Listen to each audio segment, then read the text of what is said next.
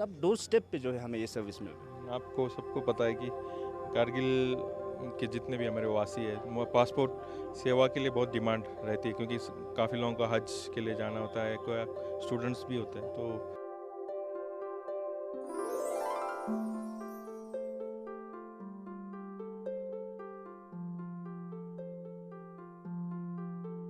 ये विदेश मंत्रालय का एक एम्बिशियस प्रोग्राम है जिसके तहत डोर टू डोर सर्विस देने की प्रोविज़न रखी गई। इसी सिलसिले में पासपोर्ट ऑफिस श्रीनगर ने आज कारगिल में एक 3 दिवसीय कार्यक्रम रखा है।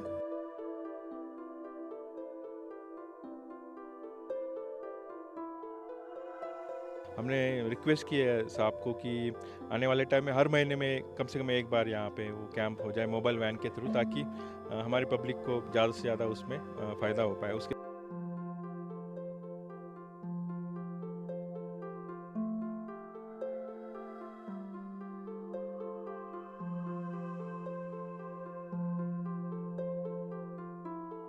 आपको पता ही है कि कारगिल के अंदर हमारा पासपोर्ट जो सेवा केंद्र का इशू अभी तक पेंडिंग पड़ा हुआ है।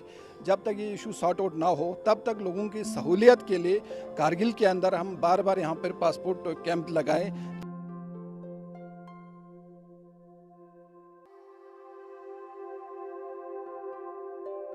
पुलिस वेरिफिकेशन के लिए एसएसपी साहब हैं, मैं उनसे पर्सनली मिलूंगा, उनसे रिक्वेस्ट करूंगा कि भाई ये पुलिस वेरिफिकेशन जल्दी से जल्दी करवा दिया जाए ताकि आवेदकों को ज़्यादा दिक्कत ना हो।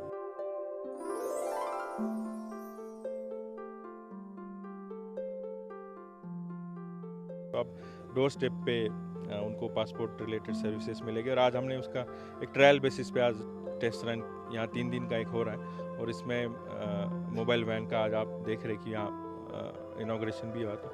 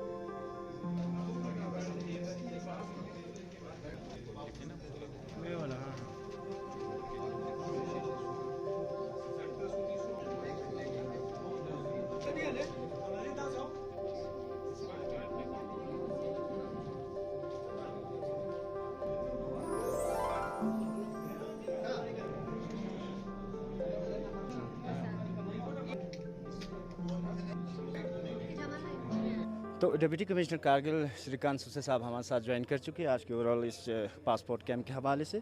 सबसे पहले तो थोड़ा बहुत ब्रीफ करोगे सर, आज के इस कैंप सेवा को लेके कितना बेनिफिशियल रहेगा हमारे जनरल पब्लिक को, क्योंकि इससे पहले हमें श्रीनगर और लेह लद्दाख जाना पड़ता था सर, काफ़ी दिक्कतों का मुश्किलों का सामना करना पड़ता था। अब डोर स्टेप पे जो है हमें ये सर्विस मिल रही है। आपको सबको पता है कि कारगिल के जितने भी हमारे वासी है वो पासपोर्ट सेवा के लिए बहुत डिमांड रहती है, क्योंकि काफ़ी लोगों को हज के लिए जाना होता है, कोई स्टूडेंट्स भी होते हैं। तो सबको या इधर ले जाना पड़ता है या श्रीनगर जाना पड़ता है। तो हमने जो हमारे आरपीओ ऑफिस है श्रीनगर का, और आरपीओ साहब अभी कारगिल में भी आए, उनके साथ हमेशा कोशिश की है कि कारगिल में हम कैसे डोर स्टेप पे सर्विसेज दें। पिछले साल भी आपको पता है यहाँ यहीं पे हमने मेगा कैंप भी कराया था, जिसमें 500 से ज़्यादा पासपोर्ट सर्विसेज दी गई थी।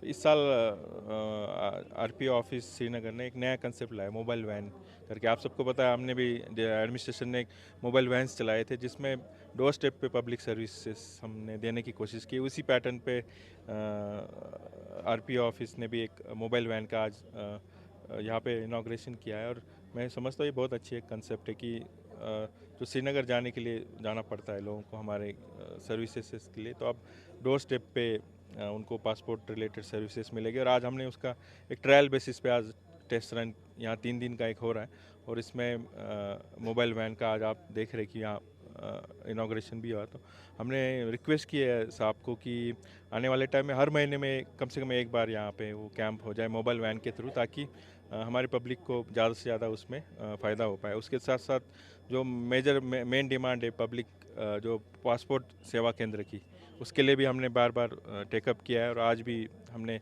साहब से रिक्वेस्ट की है, उसमें भी जल्दी हमें अगर रिजोल्यूशन मिले तो हमारे आवाम के लिए बहुत फ़ायदा होगा। तो कितने दिन का ये कैंप चलेगा सर, और कितना एप्लीकेशन जो है? 3 दिन के लिए कैंप रहेगा, और इनका पर डे जितना लिमिट होता है, कैपेसिटी होता है इनका, उसके हिसाब से वो स्लॉट फिक्स किए गए। और काफ़ी एक प्रॉब्लम ये आ रही है सर इशू जनरल पब्लिक में कि स्लॉट्स बिल्कुल कम रखा है और एप्लीकेंट्स हज़ारों से ज़्यादा है, तो काफ़ी बोला कि ये ट्रायल बेसिस पे था, तो हमने रिक्वेस्ट की कि हर महीने में वो यहाँ पे कैंप लगाए, ताकि अगर इस बार नहीं हो पाए तो नेक्स्ट वाले में बाकी जो रिमेनिंग है एप्लीकेंट है उनके लिए सर्विसेज मिल जाएगी। Thank you sir. सर आज के इस कैंप को लेके 2 रोज़ा ये विदेश मंत्रालय का एक एम्बिशियस प्रोग्राम है, जिसके तहत डोर टू डोर सर्विस देने की प्रोविज़न रखी गई। इसी सिलसिले में पासपोर्ट ऑफिस श्रीनगर ने आज कारगिल में एक 3 दिवसीय कार्यक्रम रखा है। हमने कोशिश की है कि अधिकतम एप्लीकेंट को सुविधा दी जाए, और आगे भी इसकी कोशिश रहेगी कि हम door to door service provide कर सकें।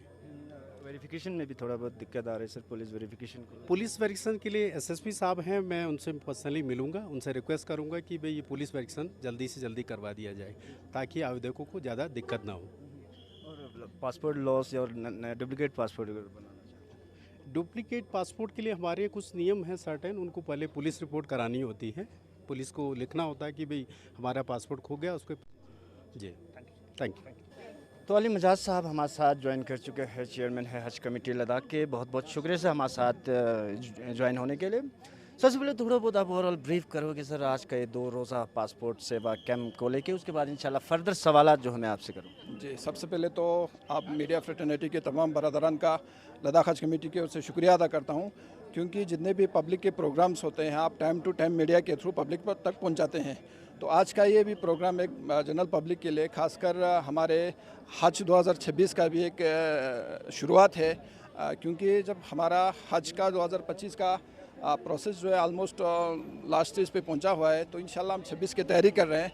तो इसके लिए हम भारत सरकार के हमारे मिनिस्ट्री ऑफ माइनॉरिटी अफेयर्स से भी रिक्वेस्ट किया कि आपको पता ही है कि कारगिल के अंदर हमारा पासपोर्ट जो सेवा के अंदर का इशू अभी तक पेंडिंग पड़ा हुआ है। जब तक ये इशू सॉर्ट आउट ना हो तब तक लोगों की सहूलियत के लिए कारगिल के अंदर हम बार बार यहाँ पर पासपोर्ट कैंप लगाएं, ताकि उससे लोगों की परेशानी में थोड़ा सा राहत हो। तो इसके लिए हम मिनिस्ट्री ऑफ एक्सटर्नल अफेयर का तहे दिल से शुक्रिया अदा करते हैं कि उन्होंने हमारे रिक्वेस्ट पे यहाँ पर 3 दिन का यहाँ पे कैंप रखा है। आज 16, 17 और 18 3 दिन का कैंप रखा है। लेकिन something is better than nothing, ये भी पूरा नहीं है, लेकिन फिर भी थोड़ी बहुत राहत लोगों को हो रही है यहाँ सहूलियत के लिए। इंशाल्लाह आने वाले टाइम में हमारे जो आरपीओ साहब है BS रावत जी, उनका हम तहे दिल से लद्दाख हज कमेटी की ओर से शुक्रिया अदा करते हैं, और उनकी पूरी ऑफिशियल टीम जो आज कारगिल लाकर यहाँ के हमारे ज़िला हेडक्वार्टर में आके लोगों के सहूलियत के लिए यहाँ पर ये कैंप ऑर्गेनाइज कर रहे हैं। तो इंशाल्लाह आने वाले टाइम में हमने ये रिक्वेस्ट किया है, अभी DC साहब भी यहाँ पर बैठे थे, तो बार बार यहाँ पर कैंप ऑर्गेनाइज करेंगे हर महीने में, और ये कोशिश करेंगे हर सब डिवीज़न हेडक्वार्टर पे ये मोबाइल वैन के थ्रू ये सहूलियत जो है लोगों तक पहुँचे, इस पे भी हम कोशिश कर रहे हैं। जी, तो सबसे यही सवाल मैंने आपके आरपीएफ साहब से भी किया, डिस्ट्रिक्ट एडमिनिस्ट्रेशन के डिप्टी कमिश्नर से भी की सर, क्योंकि स्लॉट्स का जो इशू है वो काफ़ी कम है और एप्लीकेंट जो है हज़ार से भी ज़्यादा एप्लीकेंट हमें देखने को मिल रहे हैं। तो एज ए हज कमेटी चेयरमैन आप एक कोई परमानेंट सोल्यूशन सर, ताकि करगिल में भी ऑफिस रहे, परमानेंट लेह में भी रहे। जी, इसका जब तक हमारा यहाँ पर परमानेंट सेवा के अंदर नहीं आता है तब तक के लिए हमने सॉल्यूशन के लिए रिक्वेस्ट किया है बार बार हर महीने में ये वैन आए, और इसका जो फ्रीक्वेंसी है वो बढ़ाएं। जी, वो हमने रिक्वेस्ट किया है, और आरपीओ साहब भी मान गए हैं कि उन्होंने ये कहा कि फर्स्ट जो ट्रायल बेस पे जो 3 दिन का हमारा जो फर्स्ट टाइम जो लॉन्च हुआ है ये किस तरह चलेगा। ये भी ऐसा भी ना हो कि हम कम से कम दिन में 200-500 एप्लीकेशन ले लें और वो प्रॉपर तरीके से वो इशू ना हो, ऐसा भी नहीं होना चाहिए। बट अभी इसमें जितना भी रखा है उनका सबका अच्छे से वेरिफिकेशन, सारा सब कुछ प्रॉपर रजिस्ट्रेशन हो, ताकि मतलब लोग अप्लाई तो करें और उनको पासपोर्ट भी इशू ना हो। ऐसा ना हो कि सारे अप्लाई करते जाएं लेकिन कुछ टेक्निकल इश्यूज़ या कुछ वजह से लोगों को और सफ़र होना पड़े, ऐसा भी ना हो। इसके लिए जो regional passport officer BS Rawat ji से भी गुजारिश की है, आने वाले टाइम में ये वैन भी इंशाल्लाह में उम्मीद है बार बार आएंगे और कोशिश करेंगे कि सब डिवीज़न सतह तक का ये सहूलियत लोगों के जो चौखट तक पहुँचे, इस पर भी कोशिश करेंगे और फ्रीक्वेंसी भी इसका जो कैपेसिटी है वो भी बढ़ाएँ। आखिरी सवाल होगा सर, चलते चलते वेरिफिकेशन को लेकर काफ़ी समस्या दिक्कतें हमें आ रहे हैं, passport loss, duplicate passport issues के लिए। तो ऐसे चेयरमैन हज कमेटी जनरल पब्लिक के लिए जो पासपोर्ट नया बनाना चाहते हैं, रिन्यू करना चाहता है, वेरिफिकेशंस में काफ़ी उन्हें समस्या आ रही है, ऐसे चेयरमैन क्या पैगाम रहेगी, मैसेज रहेगी? आखिरी सवाल होगा। देखिए खालू साहब, मेरे हिसाब से सबसे पहले इसका एक अवेयरनेस होना बहुत ज़रूरी है, क्योंकि जनरल पब्लिक को जो भी परेशानी होता है, मैक्सिमम मैं सोचता हूँ मैक्सिमम जो है अवेयरनेस ना होने की वजह से लोग ज़्यादा सफ़र कर रहे हैं। क्योंकि प्रॉपर तरीके से देखिए अभी जो डॉक्यूमेंट्स रिक्वायर्ड होता है लोगों के पास वो अपने हिसाब से लेके आते हैं। अभी तक टिल डेट तक देखिए आप अपनी ओर से ऑनलाइन अपॉइंटमेंट ले लेते हैं, या श्रीनगर याले का जो हमारा 12 महीना जो पोर्टल खुला रहता है, वहाँ पर जाके फिर असली जो डॉक्यूमेंट्स उनको नहीं पता चल जाता है, फिर वहाँ से वापस कर देता है, तो ये बड़ा सफ़र हो जाता है। इसके लिए सबसे पहले जो अवेयरनेस बहुत ज़रूरी है। मेनली इसमें जो 2 डॉक्यूमेंट्स बहुत अहम है, एक आपका डेट ऑफ बर्थ प्रूफ के लिए एक डॉक्यूमेंट्स, एक आपका एड्रेस प्रूफ के लिए डॉक्यूमेंट्स। यानी कि जो डेट ऑफ बर्थ के लिए आपका डॉक्यूमेंट्स, उसमें मेन ज़रूरत पड़ता है आपका, अगर हमारे जो बच्चों के लिए जो 10th तक पढ़े हैं उनका ऑथेंटिक जो है वो 10th का मार्कशीट है और बर्थ सर्टिफिकेट है। आधार नहीं है, आधार आपका एड्रेस प्रूफ के लिए, ड्राइविंग लाइसेंस आपका चल जाएगा और पैन कार्ड। ये 4 में से पैन कार्ड जो है वो बुज़ुर्गों के लिए है, जो मतलब पढ़ा लिखा ना होगा या 10th से पहले जिन्होंने छोड़ा होगा, उसके लिए पैन कार्ड DOB के लिए ऑथेंटिक है, मैट्रिक मार्क्स कार्ड है और बर्थ सर्टिफिकेट है, ड्राइविंग लाइसेंस भी है। इन 4 में से कोई भी डॉक्यूमेंट जो है वो DOB के लिए ज़रूरी है। एड्रेस प्रूफ के लिए आपका आधार भी चलेगा, आपका बिजली का जो बिल है वो भी चलेगा, आपका जो बैंक का पासबुक है वो भी चलेगा, आपका जो इंश्योरेंस पॉलिसी का कॉपी होता है वो भी चलेगा।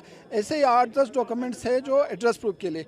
लेकिन सरल सा लोगों को समझाने के लिए सबसे सिंपल में जो है वो पैन आधार बोलते हैं हम। पैन भी जनरली सब लोगों के पास होता है, बुजुर्गों के पास भी, और आधार भी। लेकिन अगर किसी को नहीं हो तो सबसे पहले वो पैन कार्ड जो है अप्लाई करे, यानी कि 2 वीक में आपको पैन कार्ड आ जाता है। पैन कार्ड DOB प्रूफ के लिए सबसे जो हमें माँ बहनें जो बुजुर्गवार होते हैं उनके लिए सबसे इजी वे है वो पैन कार्ड है।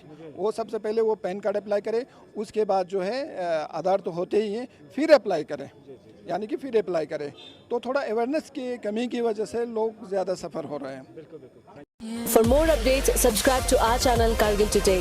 Click the show links and enjoy watching the videos. Like us on Facebook and follow us on Instagram. Keep watching Kargil Today. Keep enjoying Kargil Today, the only voice of Kargil Ladakh.